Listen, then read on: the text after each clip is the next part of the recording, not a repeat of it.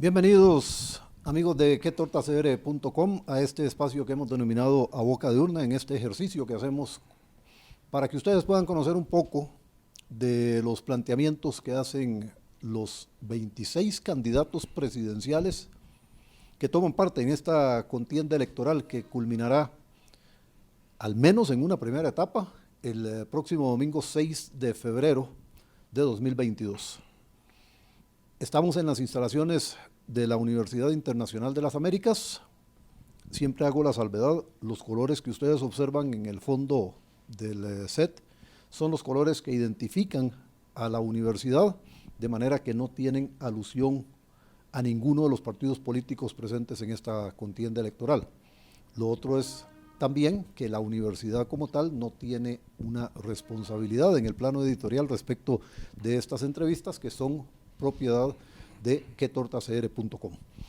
Hoy estamos con el doctor Rodolfo Hernández, es por segunda vez el candidato presidencial del Partido Republicano Social Cristiano, un partido que se presentó por primera vez a las elecciones de 2018 y que tiene esta segunda presencia en la contienda electoral. Doctor, bienvenido a este espacio. Gracias por aceptar la invitación. Muchísimas gracias, don Reinaldo, por la invitación a su programa. ¡Qué torta! Espero que no sea una torta. A Boca de Urna. Realmente es un placer estar en el programa. Doctor, viera que yo he entrevistado candidatos presidenciales ya para varias elecciones. La primera fue allá para la elección del 86. Y esta es la primera vez que me topo con un ejercicio tan complicado que tuve que hacer para preparar esta entrevista. Ya le voy a explicar por qué, pero primero le voy a hacer esta pregunta. ¿Usted como médico alguna vez trabajó en emergencias, en urgencias? Trabajé mucho en urgencias del Hospital Nacional de Niños, en una época en que habían pocos intensivistas, y como yo soy nefrólogo, ¿verdad?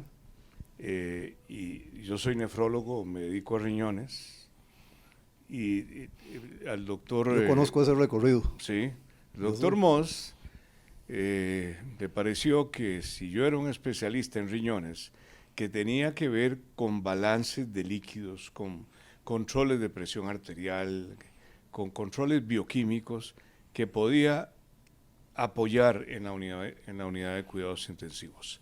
Y así lo hice por unos años, mientras llegaron más especialistas que conocían ese campo con mucho más conocimiento profundo, porque es una especialidad, y ya dejé de trabajar ahí. Le preguntaba lo de urgencias porque yo he oído que una teoría cuando se trabaja en urgencias es que si de un pronto a otro, por un accidente o lo que fuera, llegan 10 personas a urgencias, se atiende en un orden de prioridades del que está en mayor riesgo al que está en menor riesgo. Entonces, creo que es un ejercicio que usted debe manejar muy bien. ¿Por qué le hago esta analogía? Por lo que le decía primero. El programa de gobierno de su partido contiene tantas propuestas de acciones que yo no sabía por dónde empezar esta entrevista. Así es. Entonces, lo primero que yo le quiero preguntar es, ¿usted está consciente de que un gobierno dura 4 años? Estoy muy consciente, lo he visto, lo hemos meditado. Hay muchas propuestas en cada uno de los ejes, en el eje social, el económico, el político, el ambiental, y el eje de tecnología, que sé que es muy difícil, pero hay que dejar las bases para eso. Lo que yo siempre he dicho en toda mi vida es que las cosas no se pueden hacer de un día para otro. Esa cosa de los anuncios que a veces hacen como La Junta de Protección es el único donde usted puede ser rico de la noche al día, porque es una lotería. Pero en la vida de trabajo toma tiempo. Hay que modificar cosas, sentar las bases, dedicarle tiempo, mucho esfuerzo para hacer las cosas.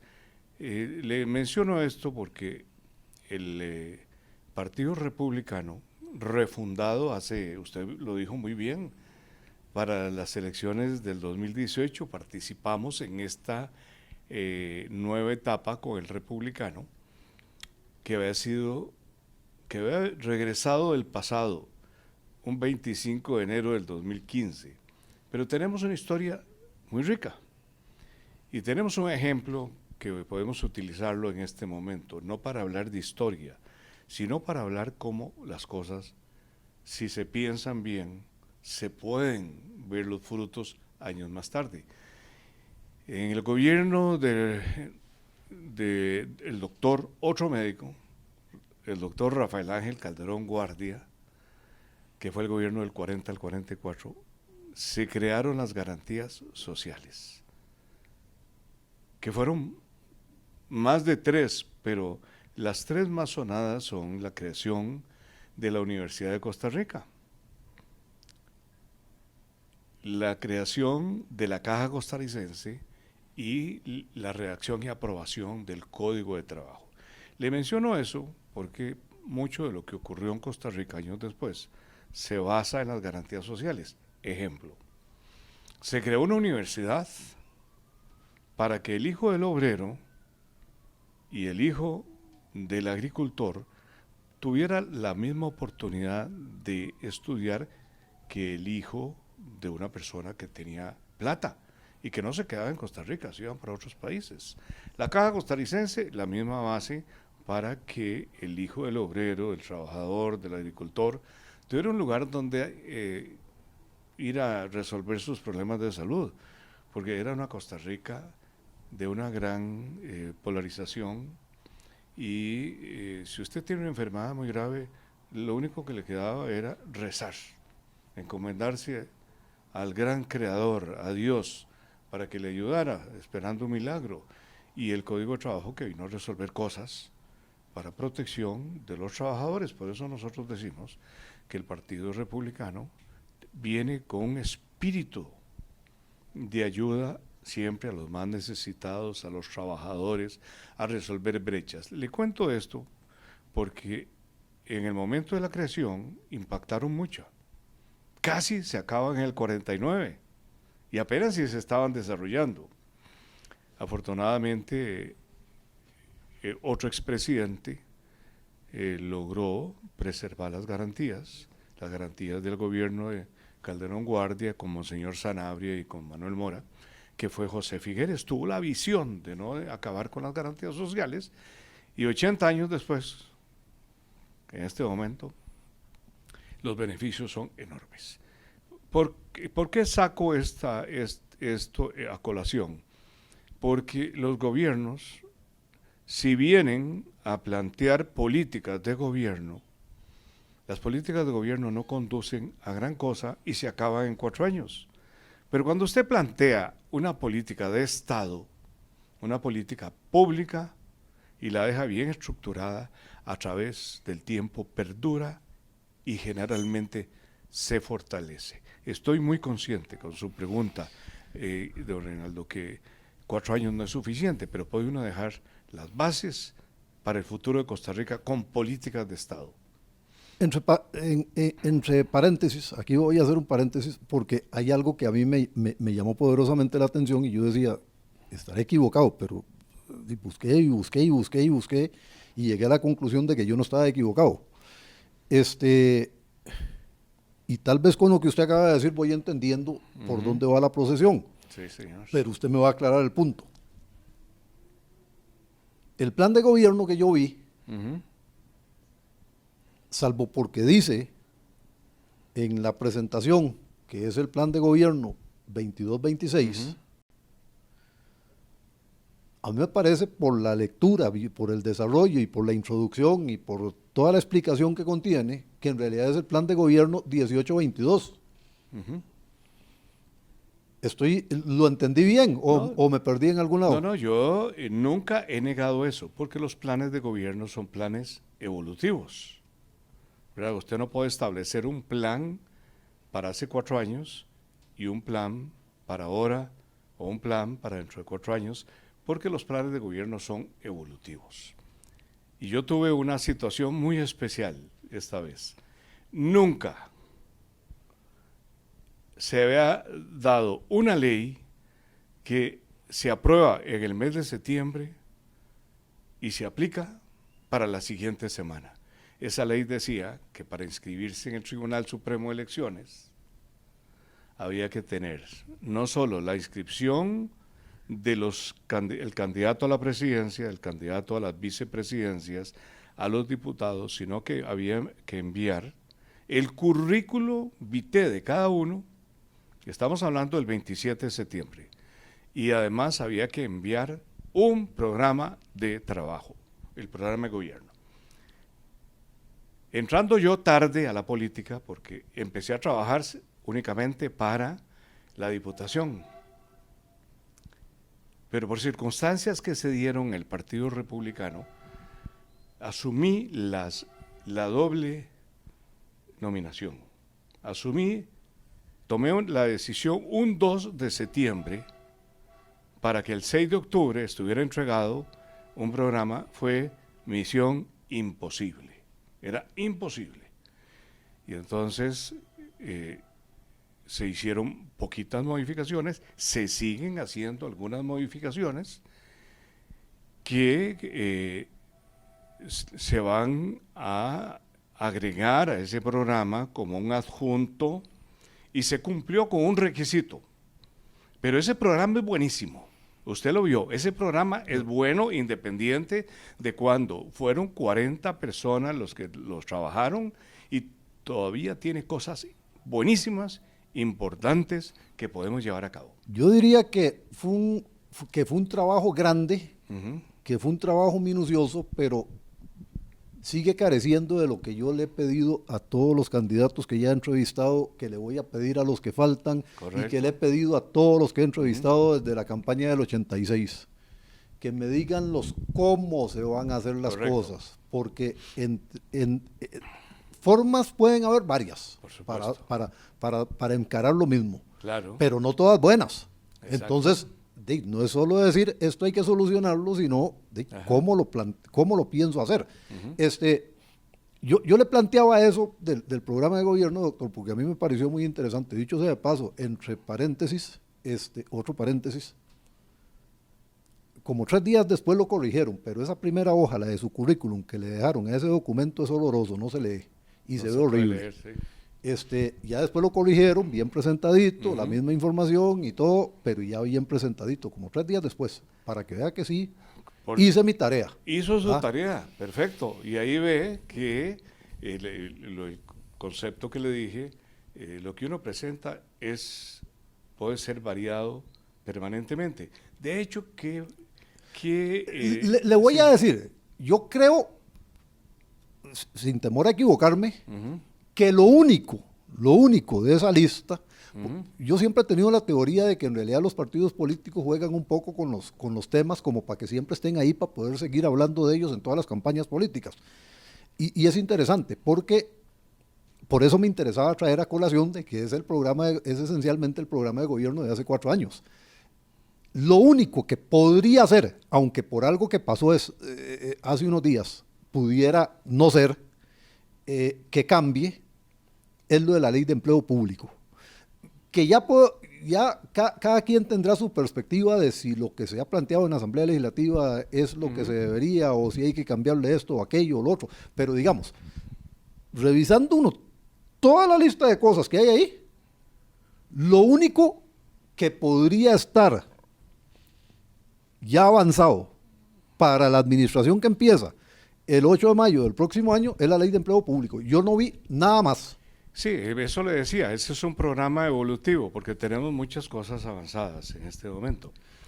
y Pero tan concretas como esa no. Es decir, bueno, concreta esa es la única que yo vi. Perfecto. Si uno saca la lista, es la única que yo vi que avanzó. No hay ningún problema. Le decía que tuvimos que cumplir con un trámite del 2 al 27, porque el 27 fue cuando quedé yo ratificado. Y entonces he estado trabajando, tengo un grupo trabajando para concretar. Yo también, yo soy un administrador que siempre trato de responder al cómo. Perdón, pero pero yo cuando hice la observación ahorita no me refería a lo que ustedes están trabajando a lo interno del partido, sino lo que estaba ahí. Si uno agarra el plan y lo compara con la realidad, lo único que eventualmente, porque todavía no está listo, pero es lo que está más avanzado, que habría que como ponerle cheque y decir, bueno, esto ya caminó, bien que mal ya caminó, sería ese tema de la ley de empleo público, porque yo no vi otra cosa que uno pudiera decir, no, aquí ya se hizo algo. Es interesante, ¿no? Porque si hablamos de políticas públicas, y desperdiciar 4 años es muy jodido. Le doy toda la razón, por eso yo tengo propuestas concretas en algunas áreas que es posible hacerla. Por ejemplo, la ley de arraigo, que ahí no estaba. La ley de arraigo se fue integrando con varias partes del programa. Es una ley para llevar desarrollo a las áreas que no están desarrolladas. Para ponerse en una forma, digamos, geográfica, es una regionalización del desarrollo. Pero, de nuevo, no hay un programa de gobierno, para empezar. Yo, en mis años de servicio público, en estos 8 años que he participado en política, que me pongo a comparar programas de los que han quedado de presidentes, es difícil verlos cumplirlos.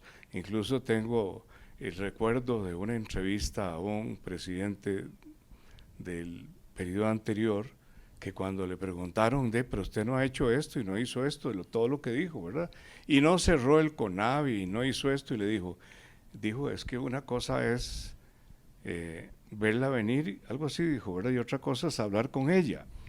Yo tengo tal vez la ventaja, por lo menos la conciencia, de haber trabajado en la administración pública 40 años, de los cuales 14 años estuve de director de un hospital, que alguien que me escucha y me ha pasado en otras entrevistas dice, pero no es lo mismo administrar un hospital que presidir un país. Y lo que les explico es que para ser el presidente, usted tiene que tener una base de administración adecuada, porque las mismas leyes de administración pública, de control de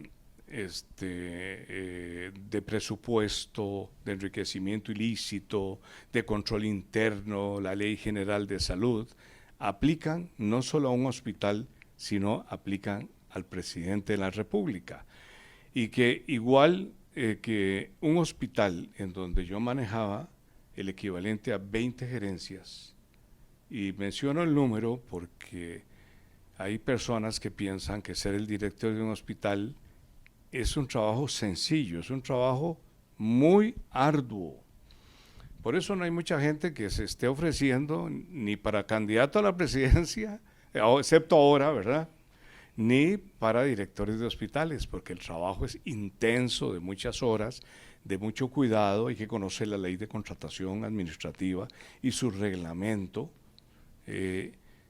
Lo que ocurre en un hospital se parece a lo que ocurre en todo el país. ¿Por qué? Se maneja un presupuesto. La parte administrativa de un hospital maneja recursos humanos, presupuesto y contratación administrativa. La parte administrativa, porque hay otra cosa mayor que la parte médica. Y usted tiene que conocerlos, tiene que saber cómo leer un presupuesto, cómo distribuir un presupuesto, cómo valorar si ese presupuesto requiere más o menos dinero. La parte de contratación administrativa, que ha dado en las noticias recientes muchos dolores de cabeza, tiene que ver con el cumplimiento para hacer un cartel. Tiene que respetar la transparencia, tiene que respetar la libre concurrencia, tiene que respetar algunos condiciones o requisitos que están ahí, que a calidades iguales el precio debe ser el menor de la gente que licita. Entonces se parece. ¿Y en qué más se parece una presidencia a una dirección de hospital? El director de hospital tiene que tener conocimientos básicos de las diferentes especialidades, porque el director dirige, orienta, se convierte en un facilitador y también en una persona que tiene que cumplir con su deber de vigilancia para corregir posibles errores en el futuro. Un presidente, ¿qué es lo que hace? Muy similar. El presidente ¿verdad? Por eso se llama presidente, es un ente que preside, debe ser el director de la orquesta. Con algunas diferencias, doctor. Sí, ahorita vamos a ver algunas diferencias. No, sí. Pero no, perdón, yo cuando digo con algunas diferencias no me refiero a la proporcionalidad, que es lo primero en lo que la gente piensa. Eso es muy obvio. Obviamente, un hospital, por más grande que sea, es una cosa pequeñita en comparación con un país. Pero yo digo con algunas diferencias porque ya luego viene el tema de que la gente se imagina que el presidente de la República es el jefe de todos los empleados públicos, y eso es un engaño, porque después resulta que están las autónomas, están las semiautónomas. Bueno, primero que también hay gente que no entiende que el Poder Judicial y el Poder Legislativo son una cosa ajena al Poder Ejecutivo. Hay tres poderes independientes. Como lo dicta la Constitución, el gobierno lo ejercen los tres poderes. Incluso es tanto así que uno escucha a diputados hablando del gobierno como si ellos no fueran parte del gobierno, cuando la Constitución lo define claramente. Y luego están las instituciones adscritas que tienen una especie de semiautonomía ahí, y viene usted con todo ese cuadro y después resulta que a nadie se le puede dar órdenes. Entonces, eso ya complica la cosa diferente. Claro. Entonces, sí hay una diferencia importante ahí en la dinámica. Sí, pero vamos a ver, hay diferencia en dinámica, pero también hay semejanzas en lo que hay que hacer. El presidente tiene algunas funciones que son muy específicas, igual que cualquier gerente general, que es lo que era yo, un gerente general. ¿Qué hace un presidente? Debe mantener la estabilidad económica de un país. Por lo menos tiene que poner su esfuerzo en mantener el equilibrio económico de un país, con ayuda de los especialistas. Debe mantener la estabilidad social. Un presidente no puede permitir que existan cambios que aumenten las brechas sociales, que pueda desarrollarse un conflicto. Y la tercera cosa que un presidente debe estar vigilante, porque también es un administrador público, su deber de vigilancia debe enfocarse en no mantener las diferencias discriminatorias entre los grupos, entre las instituciones también. Pero por supuesto que el presidente, la responsabilidad de un presidente es mucho mayor, porque no es de un grupo, ¿verdad? Yo, como director del hospital, mi campo de acción eran los 2.000 colaboradores y 1.200 pacientes menores de edad que tenía que garantizarles bienestar, o por lo menos la oportunidad, la posibilidad de ayuda. Un presidente tiene a su cargo el país completo, 5,5 millones, porque una vez que asume la presidencia, él asume la presidencia para toda la población, no es para mis partidarios, no es para mis amigos, es para todos. Entonces tiene que convertirse en un buen director de orquesta. Un director de orquesta no toca todos los instrumentos, tiene conocimientos de música, puede leer una partitura, puede que toque 2 o 3 instrumentos, pero necesita a los mejores músicos para que la armonía, la melodía y la armonía sean adecuados. Eso es lo que tiene que hacer un presidente, es buscar a la gente que lo acompañe y que lo diga. Usted me decía, bueno, es que hay autónomas. Claro que hay autónomas, y las autónomas se rigen por las leyes, pero se autorreglamentan. Entonces, con eso lo que quiero decirles que si un presidente que nombra a los presidentes ejecutivos de los bancos, de la Caja Costarricense, de las otras autónomas. Ese es el brazo del presidente. El presidente puede llamarlo y decirle... En teoría. En teoría, hay que llevarlo a la práctica, porque son puestos de confianza, no son los puestos de elección popular, por ejemplo. Yo solo he visto una vez, doctor, ¿Sí? que un presidente quitara a un presidente ejecutivo porque votó diferente a como él le había indicado. Y fue en la administración anterior, Luis Guillermo Solís, con una colega suya, Sí, claro. la doctora María del Rocío Sáenz, y que yo recuerde, en el tiempo que tengo yo de andar en esto, es el único caso. Sí, bueno, la mayoría de la gente que se mueve en el gobierno le piden la renuncia, entonces la disimulan como renuncia.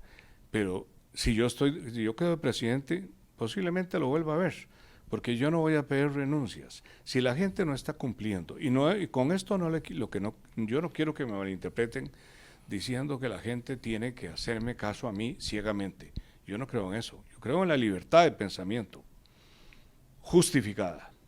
Creo en la libertad de acción, con el respaldo académico y de las razones para hacerlo. Además, siempre he dicho, y no es hoy por estar en el programa, siempre he dicho que el éxito de cualquier gerente general o de un presidente es que lo acompañen gente mejor que uno, porque no es para que le hagan caso, es para que sumen al crecimiento. De eso hay una frase, un proverbio más bien, de Salomón, dice que él decía: prefiero al amigo que me recrimina, o sea, el que me orienta, me llama la atención, me dice que estoy equivocado, que al enemigo que me sonríe. Y eso es lo que hay que hacer en un gobierno, escoger gente muy buena para que las cosas salgan bien. Obviamente en un gobierno se podrá sumar gente de distintas procedencias, pero tiene que haber una base. El republicano tiene esa base. Sí, y la segunda cosa, en relación con eso mismo, los procesos de selección, ¿cómo serían? Porque, a ver, el republicano terminó teniendo una piedra en el zapato en la Asamblea Legislativa con su actual diputado. Actual entre comillas. Bueno, depende de cuál esté hablando. Si le pone nombre, yo con mucho gusto. Es que yo no digo el nombre porque no sé decirlo bien. Bueno, está bien. Pero usted sabe de cuál sí, estoy hablando. Está bien. Nosotros sacamos 2 diputados, ¿verdad? Un diputado actual, que es Otto Roberto Vargas, un diputado que viene de raíces social cristianas, ¿verdad? Un diputado que estuvo, y yo digo los nombres porque yo no tengo nada que ocultar. No, yo no lo dije, no por no ocultarlo, sino por no decirlo mal.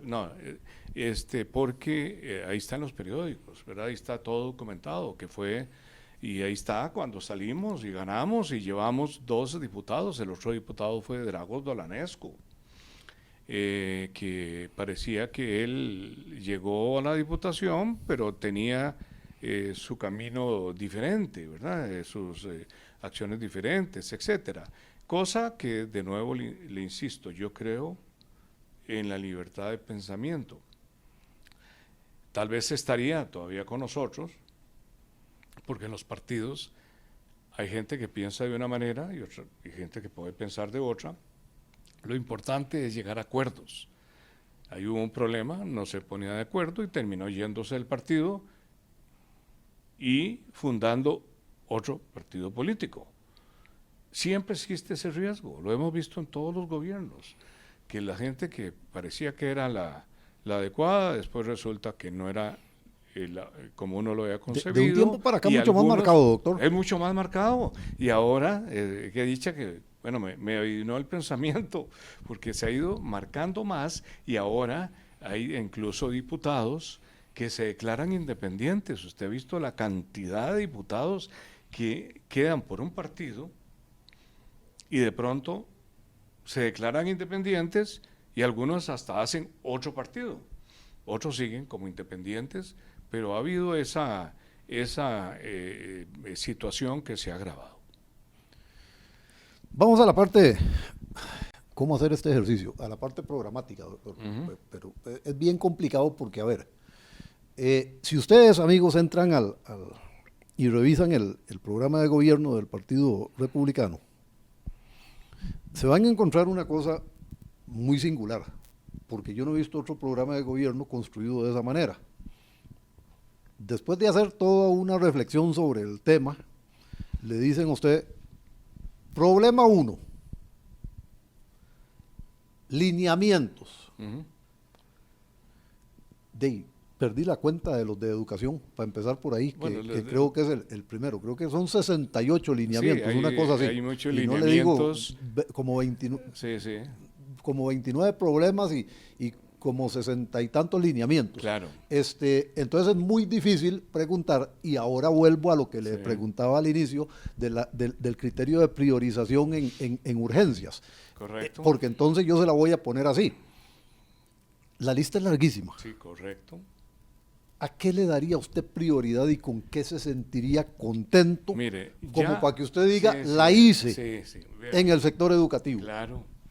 Ese es un programa que han trabajado en la fase inicial 40 personas que ayudaron a la redacción y cada uno tenía un equipo.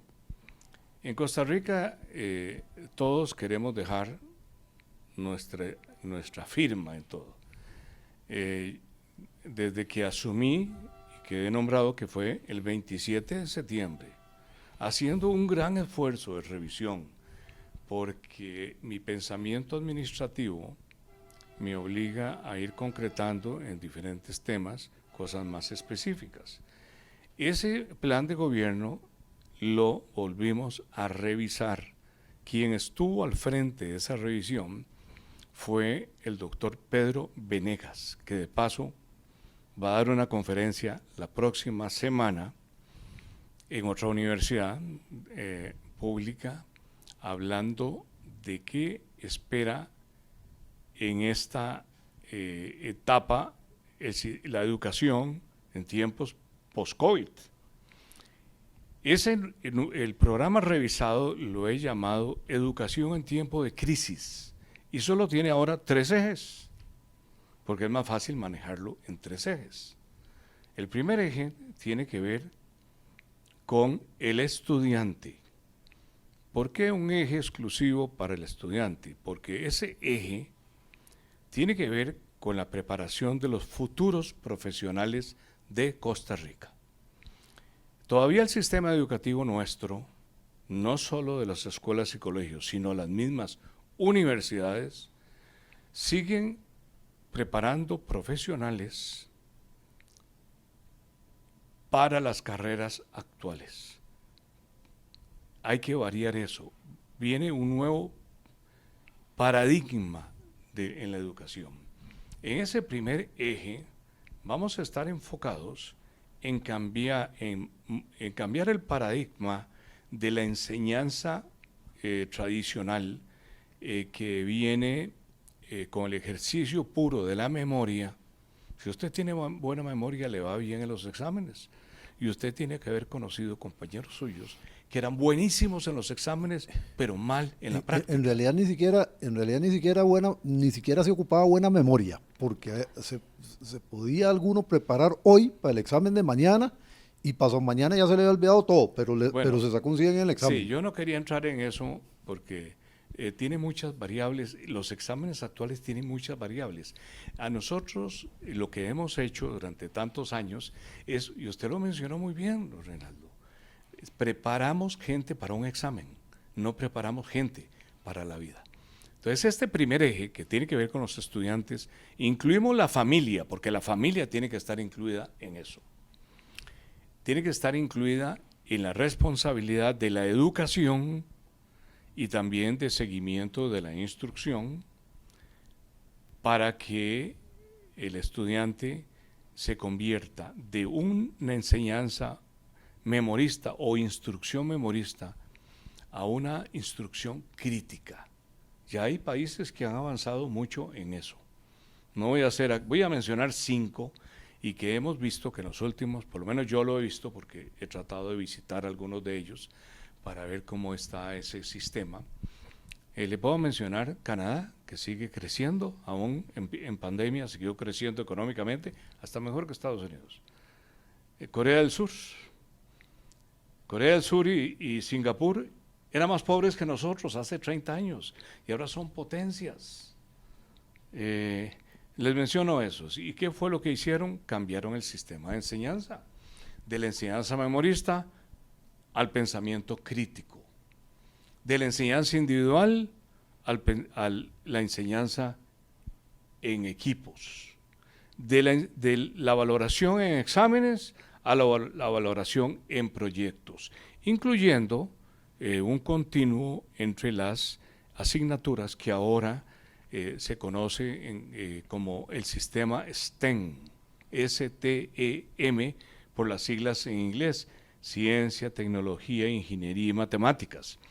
Eso hace que la gente, a través de proyectos, desarrolle un pensamiento crítico para la vida. Cuando usted aprende algo haciendo, lo integra mejor. Y ya quedamos claros en que usted está proyectando más allá de 4 años, doctor. Sí, señor. Pero a mí me surge aquí una gran inquietud. Es decir, y tenemos la gente para hacer eso, porque, ¿y a qué me refiero? A los educadores. Dicho sea de paso, con todo respeto para ellos, pero yo me acuerdo siempre de un carajo que me daba a mí una de las materias técnicas allá en el colegio de Siquirres. Y no había cruzado la puerta cuando ya decía, a ver, pongan por ahí. Y no paraba de hablar hasta que terminara la clase. Con eso no vamos a llegar a ninguna parte.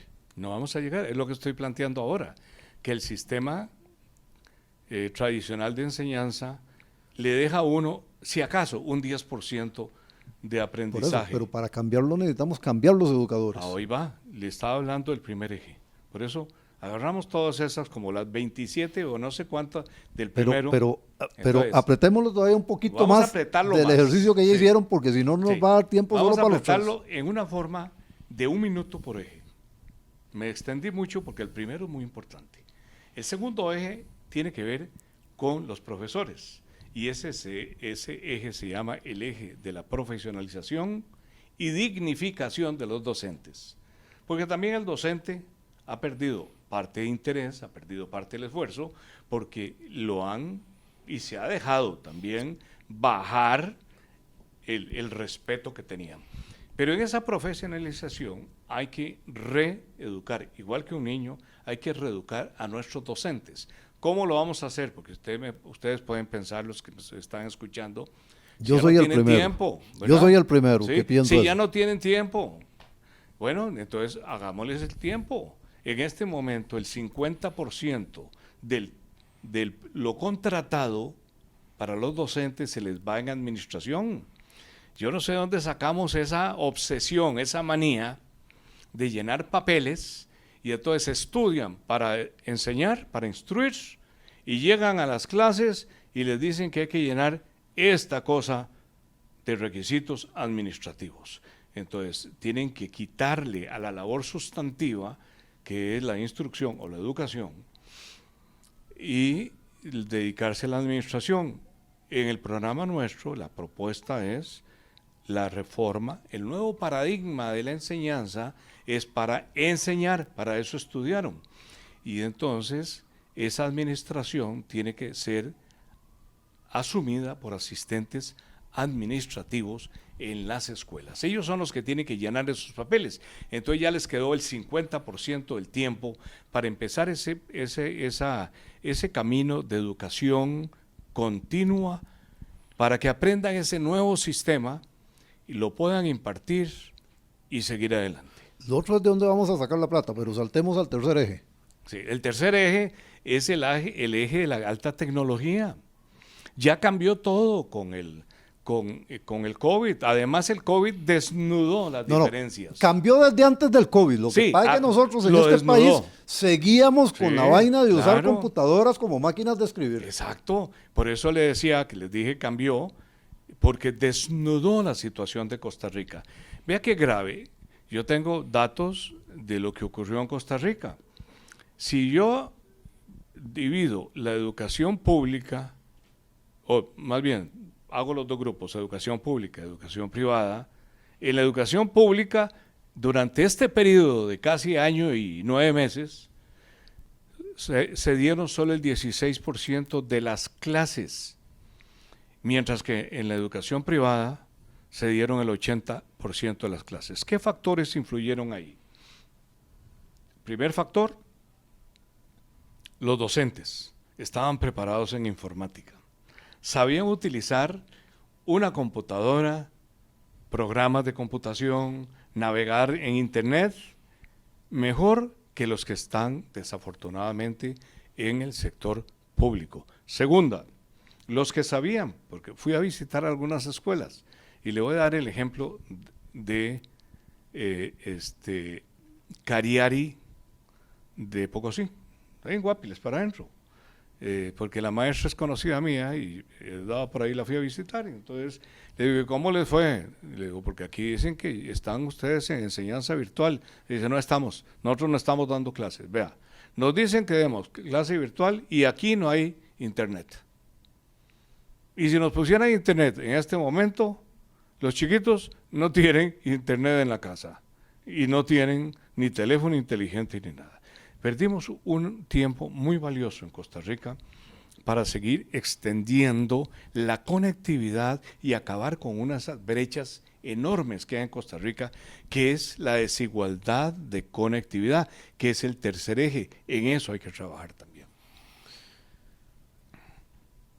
¿De dónde sale la plata? ¿De dónde sale la ¿verdad? plata? ¿De dónde sale la plata? Porque Okay. Es muy fácil poner ahí en la Constitución que el 8% del PIB para la Bueno, educación. vamos a ver. Sí, pero Bueno, después, primero hay que ver de cuánto es el PIB. sí. Y después hay que ver cómo se saca ese 8% sin Claro. dejar de hacer otras cosas que también urgen. Por supuesto, pareciera, don Reinaldo, que usted y yo, aunque es la primera vez que nos sentamos a hablar de educación, hubiéramos hablado de algunos temas comunes que hemos pensado. Costa Rica tiene uno de los porcentajes del PIB más alto en educación y en salud también. Salud es un poquito más Y ahorita bajo. vamos a hablar de salud. Sí, es como un 7% en este momento de salud. Ha ido aumentando y hemos visto incluso huelgas para decir que toca el 8% para educación. Y cuando vemos las pruebas, las valoraciones internacionales, no importa el PIB que tengamos, los resultados siguen siendo bajos. Entonces, ¿cómo se explica eso? Bueno, se explica porque no es un problema de dinero. Vuelvo a mi primer punto del programa resumido. El primer problema es quitarle tiempo de enseñanza al maestro para dedicarlo en cosas que no debe hacer un maestro. El maestro es para enseñar, no para andar llenando papelitos. La segunda es que el maestro debe tener educación continua, no reunionitis ni comisionitis, que es la otra cosa en que los van metiendo. O sindicalitis. O sindicalitis, exactamente.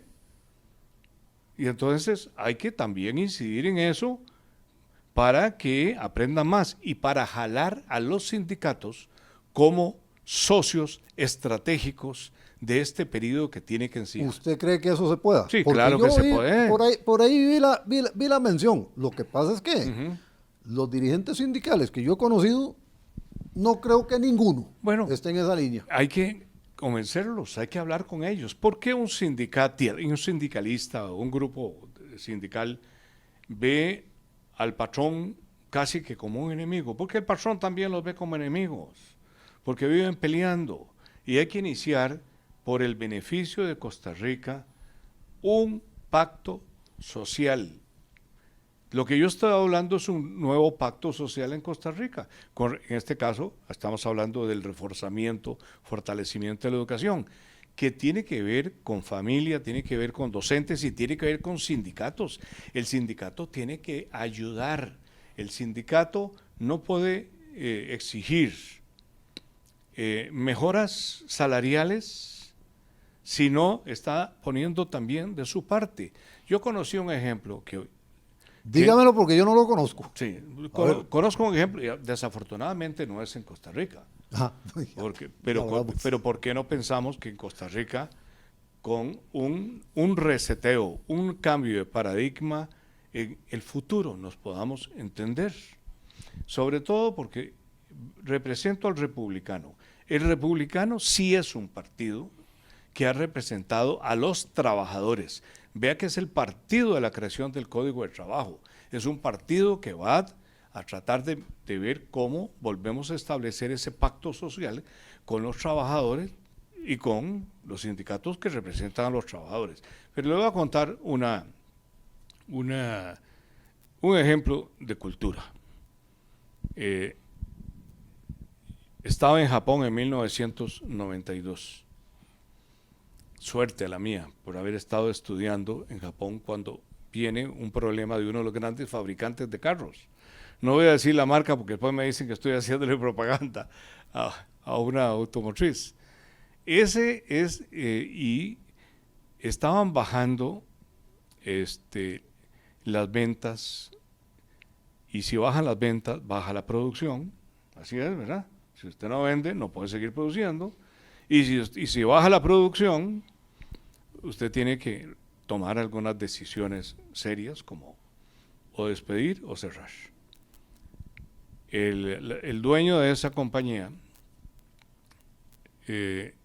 fue visitado por la Unión de Trabajadores, el sindicato, y le dijo: no cierre, por favor. Nosotros vamos a trabajar de la mano suya, usted como patrón y yo como trabajador. Le proponemos lo siguiente: nosotros vamos a reducir los errores, porque era el tiempo en que los carros se oxidaban, no sé si lo recuerdan. Sí, claro. Y entonces ya no querían comprar de esa marca porque se oxidaba más esa que la otra. Y porque el rendimiento en gasolina era peor que la otra. Y entonces le dijeron: vamos a hacer lo siguiente. Vamos a reducir cerca de cero los errores, vamos a aumentar la producción. Recuerdo la cifra, le dijeron en 1.500 carros semanales. Eso sí, la propuesta nuestra es esta: de lo que usted vende, nosotros vamos a producir 1.500 más. De esos 1.500, las ganancias, no del equipo de material, va a ser para el sindicato. Así lo hicieron, y es una compañía enorme. ¿Usted sabe qué hubiera pasado aquí, doctor? No, aquí... Aquí hubieran ido a una ferretería, hubieran comprado unos candados enormes y hubieran ido a visitar a ese señor y le hubieran dicho: aquí están los candados, cierre. Bueno, eso sí, liquídeme. No, la pregunta que siempre me he hecho es: ¿por qué no podemos hacerlo? Cambiemos la cultura. Doctor, nosotros tenemos una cultura. Pero para cambiar la cultura, ¿cuántos años se requieren? 20 o 30, hagámoslo. Cambiamos las garantías sociales y tenemos una caja. Llevamos 80 años de progreso y de mejoría. Hagámoslo. Lo que siempre me pregunto es: ¿por qué no se puede hacer? No es eso, no. ¿Por qué no se puede hacer? Empecemos a cambiar la mentalidad de los niños. El eje número 1 del programa de educación. Primero hay que cambiar a los niños, a los adultos ya no. Los adultos... Vea, doctor, yo le digo a mi hija: pero no hagas eso así. Mamá lo hace así. Eso, ahí está. Entonces, ¿para dónde voy yo? Lo que yo voy a formar, Costa Rica debe formar los adultos del futuro, los padres y madres del futuro. Hay que trabajar con los niños. Le voy a dar solo un ejemplo hecho en Costa Rica. Por ahí del año 2000, ¿qué podría ser? El 2006. Empezaron a aumentar los accidentes en Costa Rica de los niños. Y empezamos una propaganda en el Hospital Nacional de Niños. Yo era el director que, junto con Marco Vargas, dijimos: hay que poner aquí cinturones de seguridad y sillas especiales, porque los estudios que revisamos evidenciaban que en un accidente, si iban con cinturón y los niños en sus sillas especiales, la posibilidad de muerte disminuía un 15%. Eso está publicado, no son inventos míos. Bueno, entonces enviamos una reforma a la ley de tránsito. Después salió una nueva ley de tránsito, no exactamente como nosotros la habíamos ideado, porque en la asamblea aquí muchos de ustedes saben que en la asamblea puede entrar la Madre Teresa de Calcuta y sale el demonio en la ley, en esa nueva ley. Entonces empezamos a chocar y chocar, incluso nos metieron un recurso que decía que el cinturón y las sillitas no podían ser obligatorias, no podía estar en una ley porque Costa Rica no le gustan las obligaciones, casi como estamos ahora con otros temas. No puede ser obligación. Nos metieron recursos a la sala constitucional, nos costó mucho. Entonces, ¿cómo empezamos a trabajar?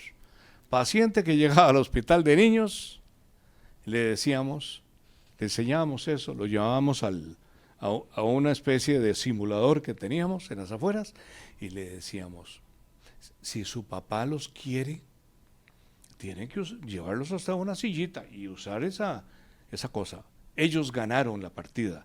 Cuando se montaban al carro y le decía, papi, usted no me quiere, o mami, usted no me quiere porque no se pone el cinturón y en un accidente se puede morir, y usted no me quiere a mí porque no me tiene una sillita, y ahora todos andan con sillita y todos nos montamos al carro y nos ponemos un cinturón de seguridad. Pero pensemos una cosa, doctor,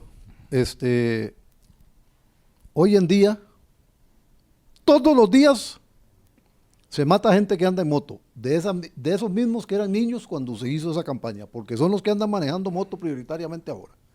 Y se están matando. Es decir, voy a lo mismo, la gente no entiende porque no le da la gana, no porque no se les explica. Por eso es que yo insisto tanto en el cómo. Vea, no salimos de la parte de educación. Ya me hicieron la seña de cuánto nos queda. Hijo de Dios, a ver. muy poco. No queda nada.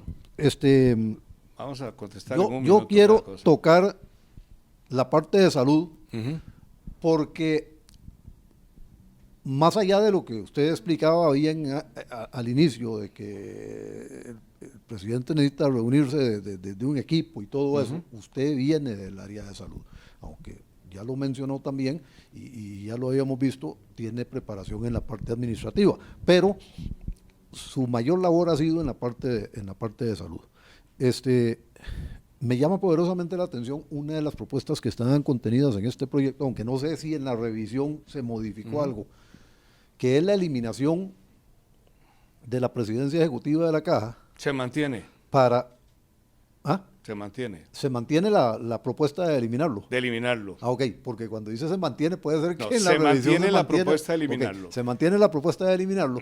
Y me llama la atención también, en paralelo con eso, usted dice, el ministro de Salud, ya no me gustó donde puso ahí que un representante, pero cuando en la primera parte donde lo mencionan y dicen el ministro de Salud tiene que estar en la junta directiva, ahí así me sonaba, porque a ver, la Caja es autónoma, pero el Ministerio de Salud es el ente rector del sector. Correcto. Es decir, si queremos verlo, la pandemia nos vino a demostrar cómo tiene que funcionar la cosa. Claro. Entonces, ahí se ve un poco la necesidad de eso. Pero en la misma línea hay una cosa que yo le veo un contrasentido desde el punto de vista práctico, porque se plantea mucho fortalecer la descentralización, y hay algunas cosas que cuando se descentralizan pierden su sentido. Vamos a ver, yo voy por X razón a urgencias ahorita, y entonces ya me valoran y toda la cosa, y el médico que me valora determina que yo necesito un tratamiento para 10 días. Y pues me da tratamiento para 3 días, y me dice, vaya, le vayas. Es decir, él está perdiendo el tiempo porque no me está solucionando de plano, pudiendo hacerlo. Y yo tengo que perder el tiempo para ir a Levi's, probablemente no en las mejores condiciones, lo cual implica sacar una cita, pelearse con los sistemas que fallan a cada rato, ir a pelear a Levi's, etcétera, para que lo vean, para que le den el resto de la medicación. Eso es un absurdo, doctor. Bueno, eso no está en el programa. Eso no está en el programa que un médico da 3 días. Pero eso ocurre en la práctica y ocurre producto de la descentralización. Es decir, la descentralización tiene cosas buenas, pero si se lleva a extremos caemos en absurdos como esos. Vamos a ver, porque usted menciona algo que yo escucho con frecuencia, que no lo escuchaba en el hospital de niños, porque el hospital de niños es respetuoso de las leyes. Yo he sido respetuoso de las leyes y en el caso de la pediatría fui muy respetuoso de los derechos del niño, de la Convención de los Derechos del Niño y del Código de la Niñez y la Adolescencia, que son los que rigen, digamos, directamente a los niños, aunque en Costa Rica hay cerca de 6.000 leyes que tienen artículos que tienen que ver con la salud. Por eso yo tengo un folletito que debe estar todavía en el hospital que se llama Ejercicio Legal de la Medicina. Pero vamos a ver. Para ir en el orden que usted me lo planteó, como está el programa. La Caja Costarricense es un ente autónomo. Nunca debió haber sido cubierto por la Ley de Presidencias Ejecutivas. Por eso no creo en que debe haber un presidente ejecutivo. Mientras exista un presidente, porque hay que modificar cosas, y usted lo señaló muy bien desde el principio, hay muchas cosas que no puede hacerse el día para el otro día, ¿verdad? Hay cosas que tienen que ir a modificar una ley de presidencias ejecutivas, tiene que ir a la Asamblea Legislativa. Pero mientras desaparece... El día que se haga ese ejercicio, yo diría que incluyan todas de una vez, no solo la caja. Vamos a ver, escucho propuestas. Pero la Caja Costarricense debe estar en manos de un médico con experiencia administrativa. Mientras dure la presidencia ejecutiva, igual que, devolviéndonos un segundo a educación, el ministro de Educación debe ser un educador de gran prestigio y de gran conocimiento. No pueden estar poniendo gente que no viene del área de docencia. Bueno, como un economista, por ejemplo. Como un economista. En la Caja Costarricense ya pasamos por varios experimentos, ¿verdad? Hay uno de ellos que a mí me gustó. Se lo digo transparentemente. Bueno, es que hay también condiciones propias de cada individuo que tienen una visión de futuro diferente y una lectura del momento y de la realidad distinto. En este mundo de vez en cuando aparecen gente que es un poco más visionaria que otro. Pero la Caja ha tenido experimentos con abogados, con administradores, con ingenieros civiles, etc.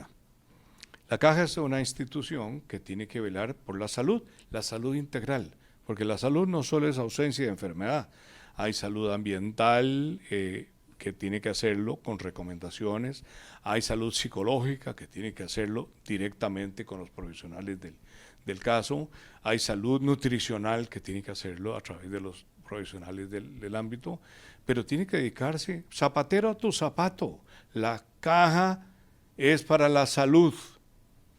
Entonces, y más, vea que lo que propusimos antes no estaba tan errado. El ministro o alguien que él designe debe estar en la junta directiva de la Caja, porque ahora decimos el Ministerio de Salud es el ente rector que no ve pacientes, el ente rector que no tiene los superespecialistas. Entonces, ¿cómo va a ser? Y es el más pequeño. Bueno, mejor unamos eso quedó cuando le quitaron los hospitales al ministerio y se los pasaron a la Caja. Y empezaron a encoger, ¿verdad? Cuando viene la universalización de los servicios, que termina en 1976, al ministerio empezaron a quitarle los hospitales de la Junta de Protección Social, como se llamaba antes, ¿verdad? Y le quitaron todos los programas de prevención y saneamiento ambiental. Bueno, por eso es que el ministro o un delegado tiene que estar en la junta directiva. Y algunos otros miembros de la junta directiva, que les toca a las cámaras y le toca a los sindicatos y le toca a otra gente, deberían ser gente del área de salud, no necesariamente médicos. Pueden ser enfermeras, pueden ser microbiólogos, pero que tengan una idea desde el día que llegan cómo funciona la salud en Costa Rica. Si no, se cumple de nuevo lo que usted sentenció. 4 años no es suficiente, se le va el tiempo aprendiendo y no se hace nada. Que eso pasa en todo el sector público. Doctor, se nos acabó el tema y se nos acabó el tiempo y no vamos ni por la mitad del segundo eje. Nos faltan 3 ejes. está jodido, ¿sí? Ya no le pudimos llegar. Vean, el doctor dijo que resumieron un poco, para ponerlo bonito, el plan de gobierno.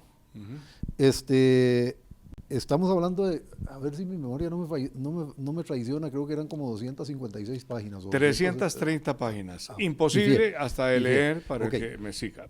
No, yo me lo leí Usted completo. se lo leyó. Yo me lo leí Excepcional. completo. Yo les digo, el que quiera hacer el ejercicio, saque el rato y lo hace. Ahí está en la página del Tribunal Supremo de Elecciones. Si no, procuren conseguirse, aunque sea la versión corta, que no sé dónde está todavía, pero procuren conseguirse, aunque sea la versión corta. Es un ejercicio interesante. Claro, al final van a quedar como yo, van a decir, bueno, y ahora sí, ¿cómo? Porque sí, vamos para allá, ese es el norte, está fijado, claro. Pero ¿cómo vamos a llegar ahí? ¿En burro, en bicicleta, a pie, en camión? Esa es la parte. Bueno, yo le voy a dar algunas medidas para llegar a cualquier sitio de nuestro programa. La primera, voluntad. En el eje de acción de cualquier proyecto, incluyendo la presidencia, siempre hay 4 patas.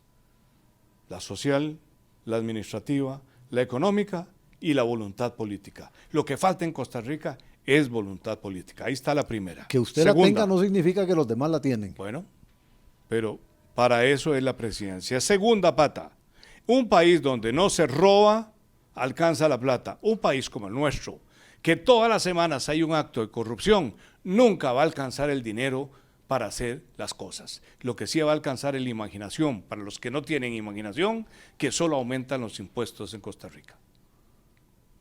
Las otras 2 ya no nos dio tiempo para decirlas, porque ya hace rato me hicieron la seña. Después hablamos de las de ver. Bueno, yo los invito a que revisen los programas de gobierno, la verdad. Es un ejercicio bien interesante, y no es la primera vez que yo lo hago, insisto, ya es recurrente. Es un ejercicio muy interesante, ojalá lo pudieran hacer para decidir su voto. No sé si ayuda realmente, o si los estoy embarcando, pero bueno. Doctor, muchísimas gracias. Muchísimas gracias. Más bien, si tengo 30 segundos, les voy a dar otra pista. Adelante. Para revisar un programa de gobierno. Primero revise al candidato. Si el candidato ha cumplido toda su vida y lo ha hecho en forma correcta, ha cumplido sus proyectos y lo ha hecho con integridad y con honestidad, ese es el programa que sirve. Híjole, los 26 cuadritos de la papeleta se acaban de caer casi todos. Gracias, doctor. Encantado, mucho gusto. Bueno, gracias a ustedes por seguirnos. Recuerden, estos programas se emiten en estreno miércoles, viernes y domingo a través de las redes sociales de quetortacr.com. Así que ahí nos pueden seguir. La intención es que ustedes puedan escuchar a los 26 candidatos presidenciales, aunque como ya se habrán dado cuenta desde el primer día, no alcanza el programa para tocar todo lo que hay que tocar. El agradecimiento para la Universidad Internacional de las Américas por cedernos el espacio físico para realizar estos programas, y la invitación a ustedes para que continúen con nosotros. Gracias.